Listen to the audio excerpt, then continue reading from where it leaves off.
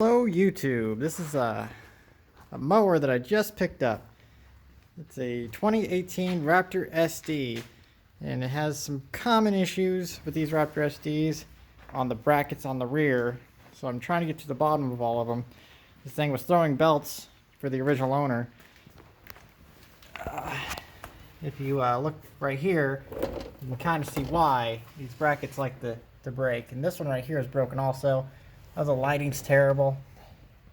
If you look right there, you can tell the bracket's missing. And if I grab the light here, which will help, I can show you that he took it upon himself after these fan blades got chewed up from the belt to cut all the fins off the fan. And this side was even worse. He shaved the damn thing. Now, I went and grabbed me some replacement parts.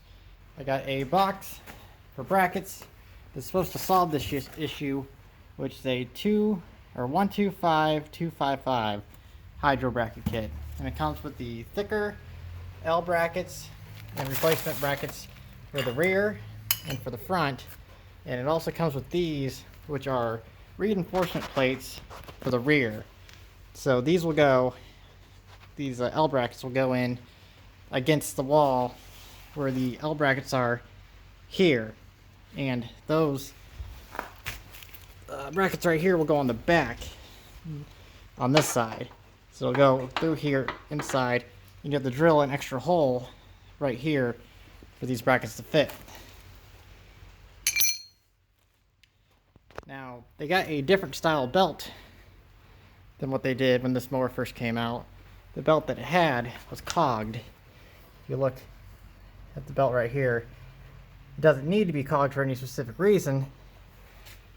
And I think it's one of the reasons why the old belt's cracked and tore so easy.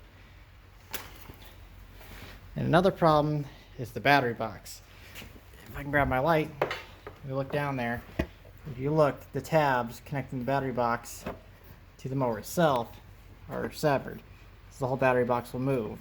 Which I've had these mowers in the past cut this wire right here.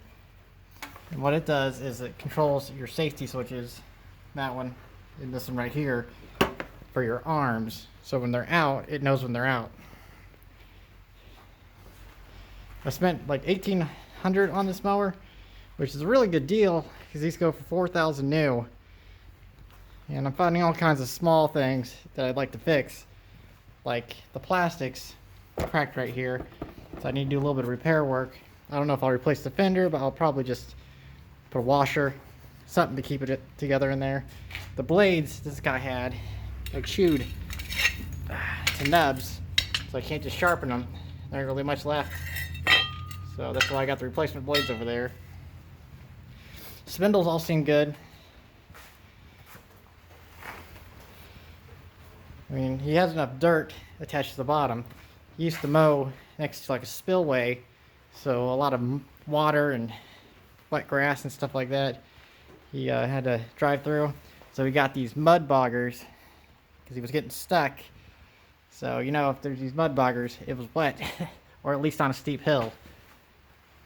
So I should have recorded before I took it apart, but I figured before I get too far in and take these transmissions down to replace those fans, I'd at least get a good recording of what I can.